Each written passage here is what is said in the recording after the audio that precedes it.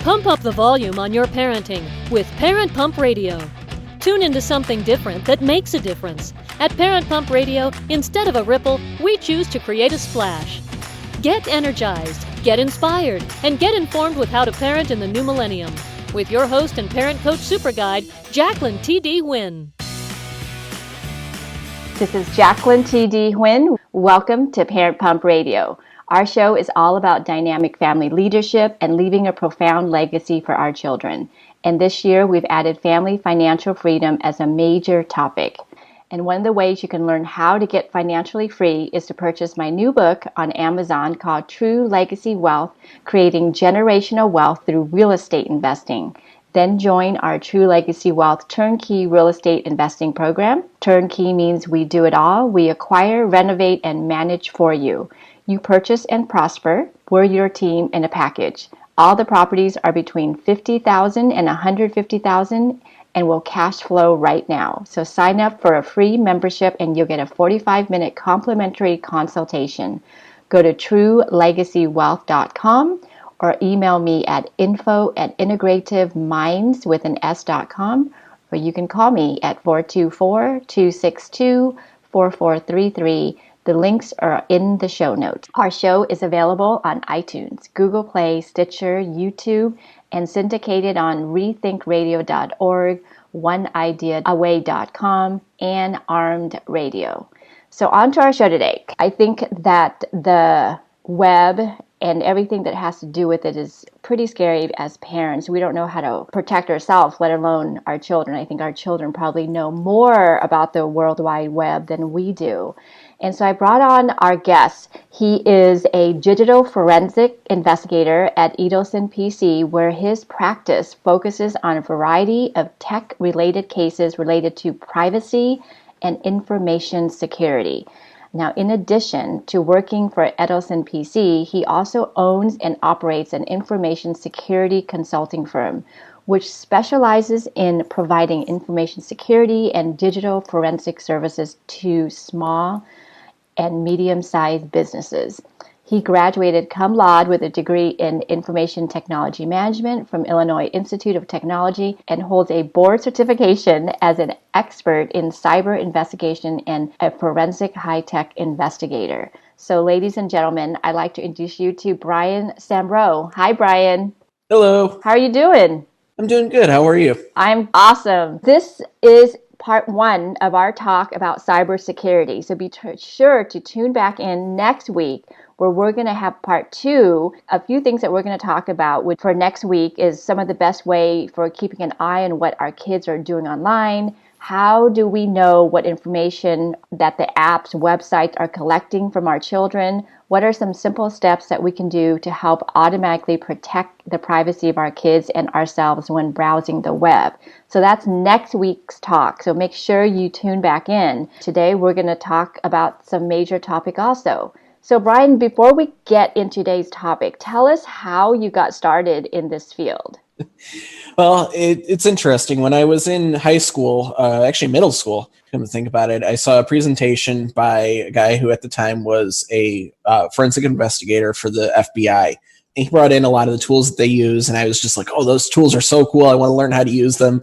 And from that point forward, I was basically going towards a career in cyber forensics. Okay, so you geeked out on this in high school. Yep.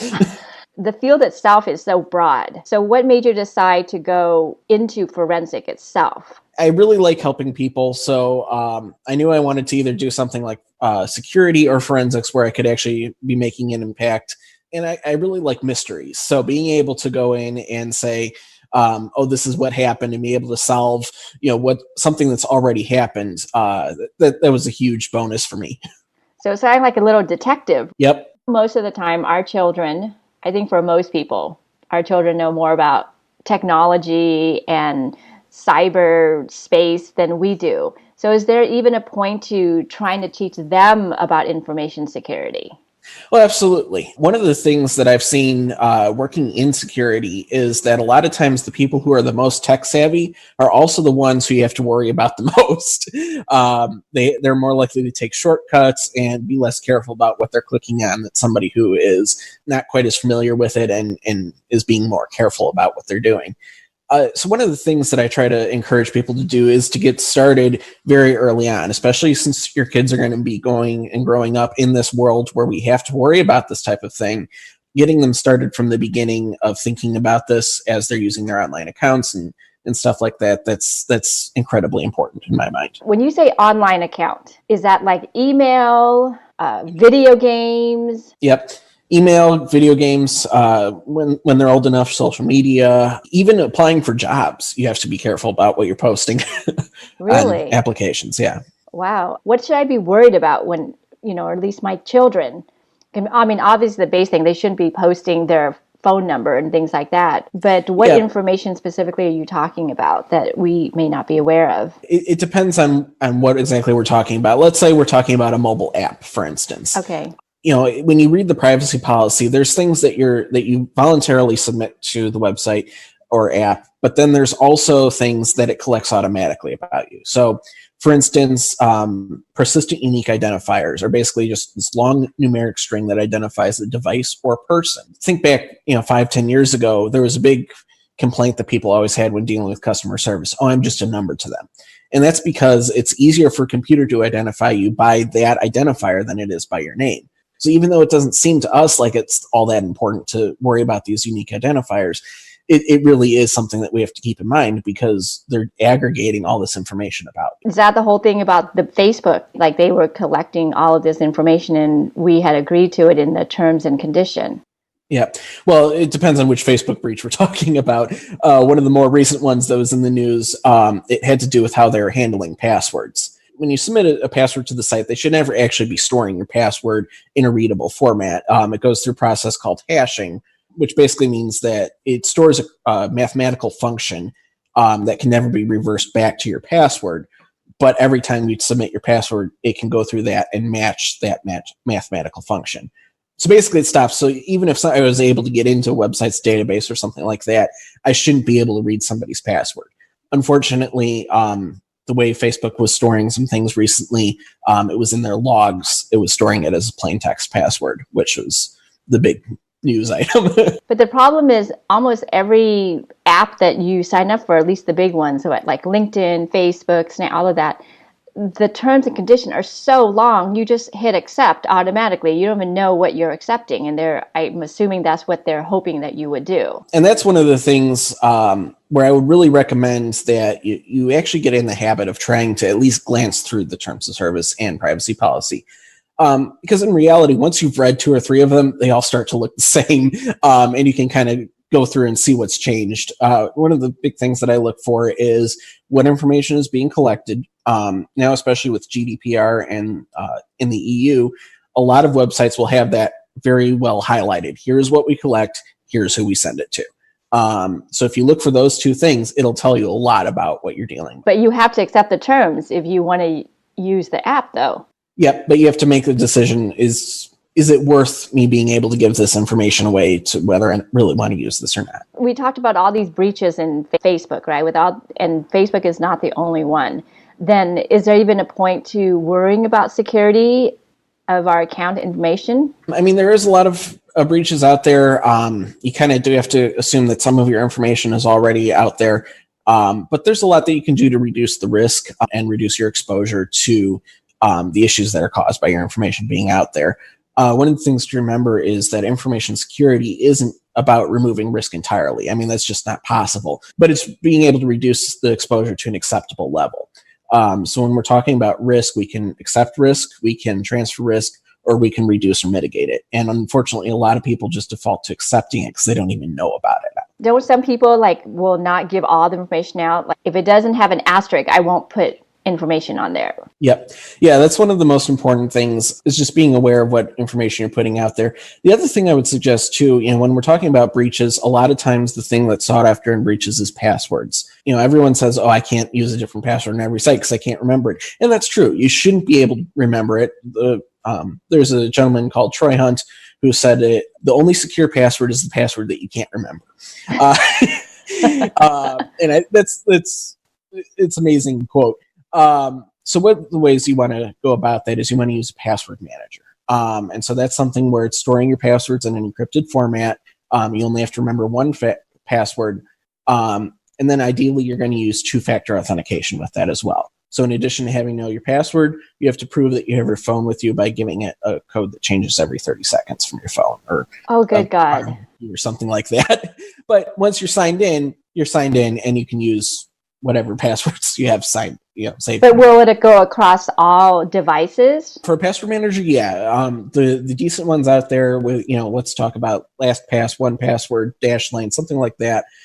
They're all going to have mobile apps. They're going to have a website that you can log into. So even if you're not on your own computer, you can log into the website, and then when you're done, log out of it. But, you can basically get to it from wherever you are.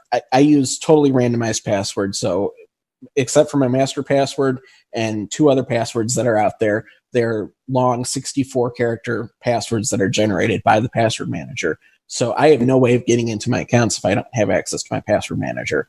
So you would log into the website and then go to those accounts from the website. Yeah, and especially if you're on your own computer, you can install an extension on your browser, so it'll automatically fill it into the website.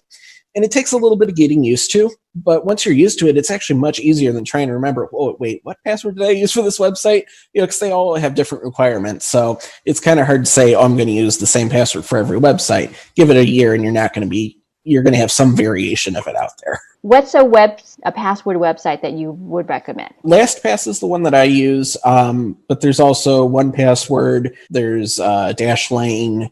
If you're not comfortable with it being on something that's synced through the cloud, like LastPass or 1Password, something like that, KeePass, which is spelled KeePass, that is a open source, so it's totally free. You can download it, and it only stores it on your computer. The flip side to that is then it's harder to get on your mobile device or something like that. You have to have a way of syncing that database, which gets interesting. Okay. Now, we heard of the regular web, and then I hear of the dark web. What is that, and how should I be concerned about it? So I think to some extent the dark web tends to be a little bit overhyped. When we're talking about the web, we have three webs that we consider. We have the surface web, which is what we view every day. If you Google a website, it's going to come up in Google. You have what's called the deep web, which is basically just something that you can access through a web browser, but it's not going to come up if you Google it. It's unindexed.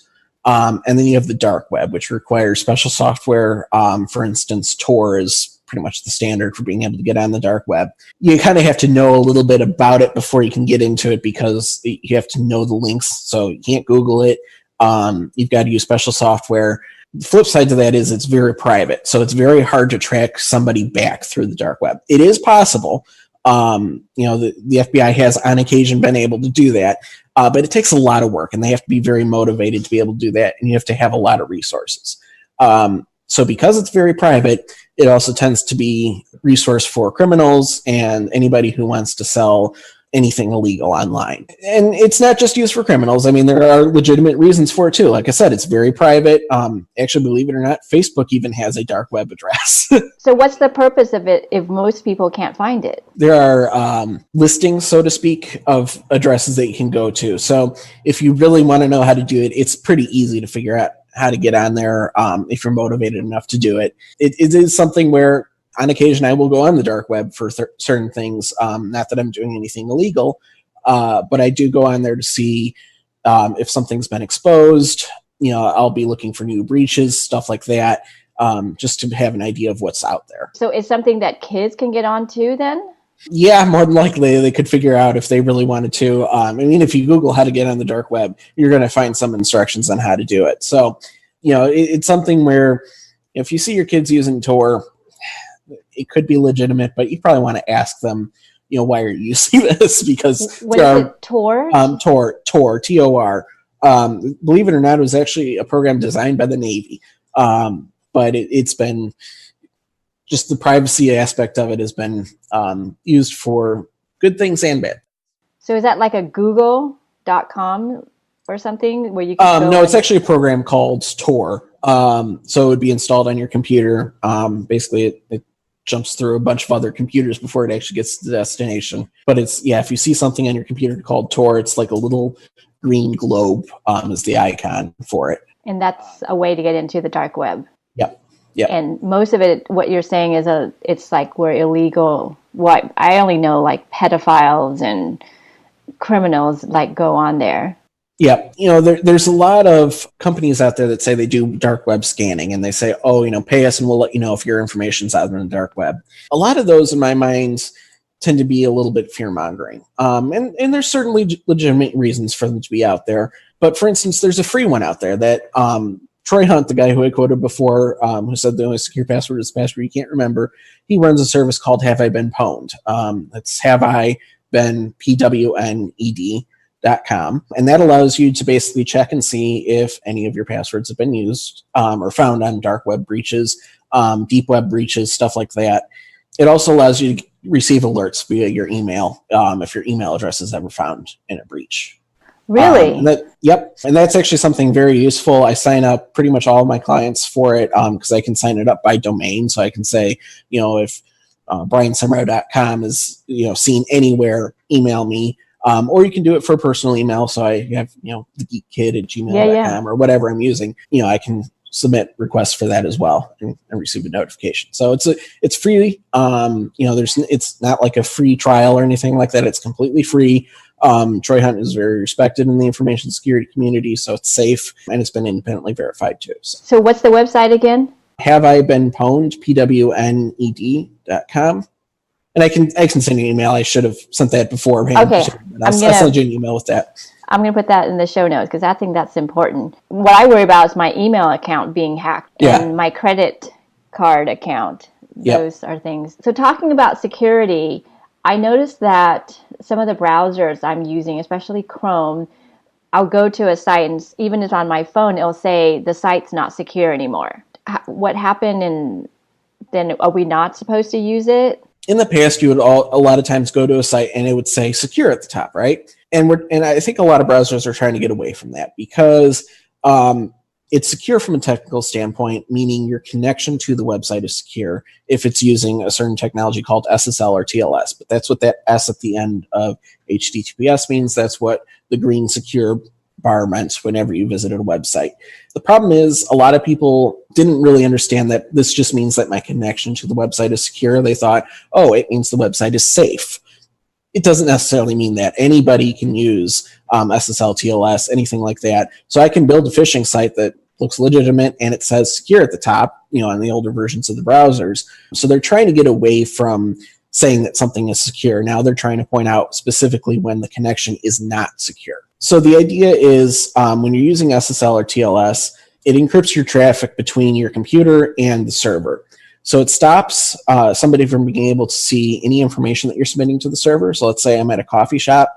I can be listening to web traffic that's flying across that network, but it doesn't do me any good if it's encrypted because it really doesn't make any sense to me. If they're not using SSL or TLS, I can see whatever that information is. Now, a lot of people think, oh, well, what if I'm just visiting a website that doesn't have any information that I'm submitting to it, right? I don't really have to worry about that. And in fact, there's a lot of people in technology who've been making that argument too, and they're making the argument against that not secure notification because it depends on the content being submitted. But security is kind of summarized in what they call the CIA triad, which sounds like a big, scary government agency. It's not. It means confidentiality, integrity, and availability. So those are basically the three pillars, so to speak, that when you're working in security, you're trying to uphold. So confidentiality, making sure that nobody is getting the information they shouldn't. So that's the information I'm submitting to a website, making sure that nobody else can read it. Integrity is making sure that something isn't changed from what you would expect it to be.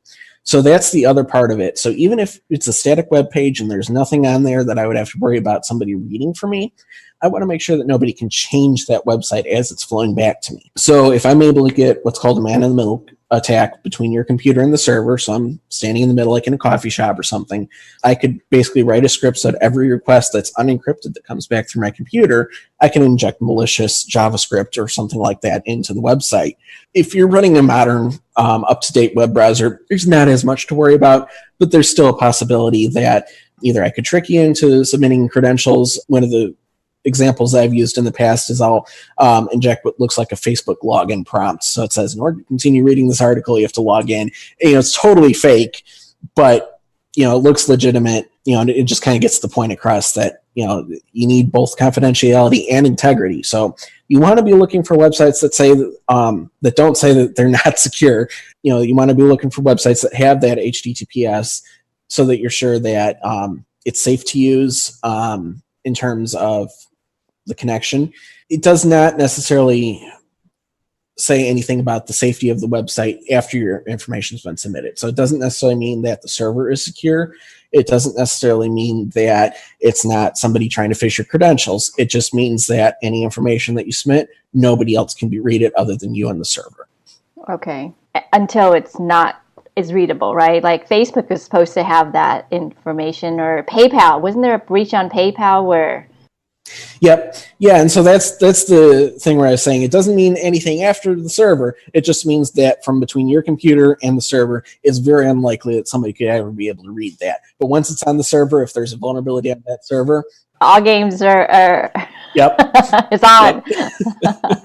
Okay, let's talk about Social Security number, because that's a big thing now, right? People can get your Social Security number and they can open credit cards, and I know there are kids that are getting hacked. Social Security number are being used, elementary school kids. So how can we protect our Social Security number and our children's Social Security number?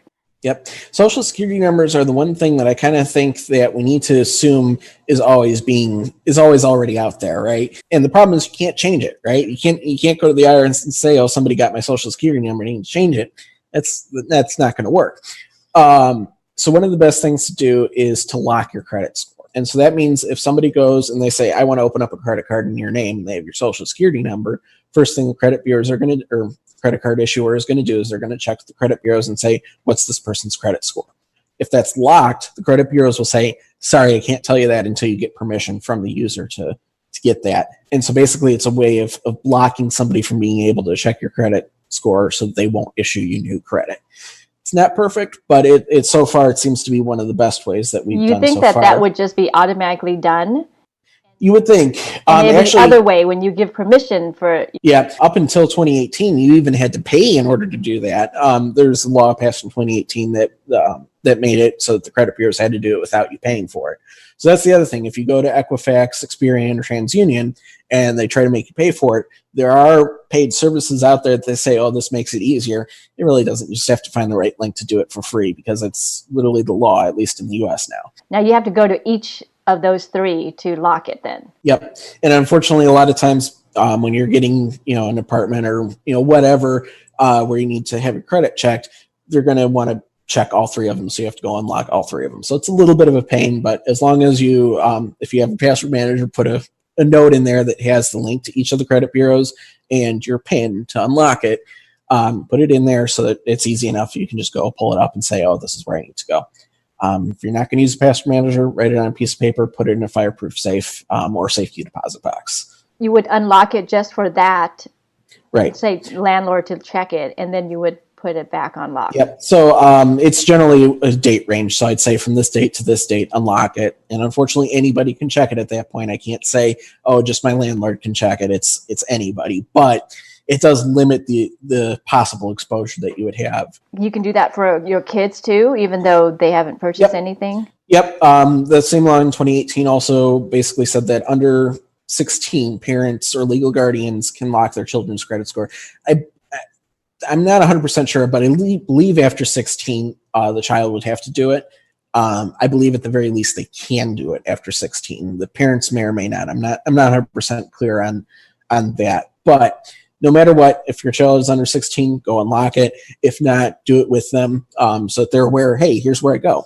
So that when they're older than 18 and they're looking for an apartment by school or something like that, they're going to be able to unlock it and be able to do things. That's the other thing too. When your child is 16, go run a credit report on them. Make sure that there's nothing out there already where somebody managed to get their identity. FTC says that about 4% of all identity theft is for children under the age of 19.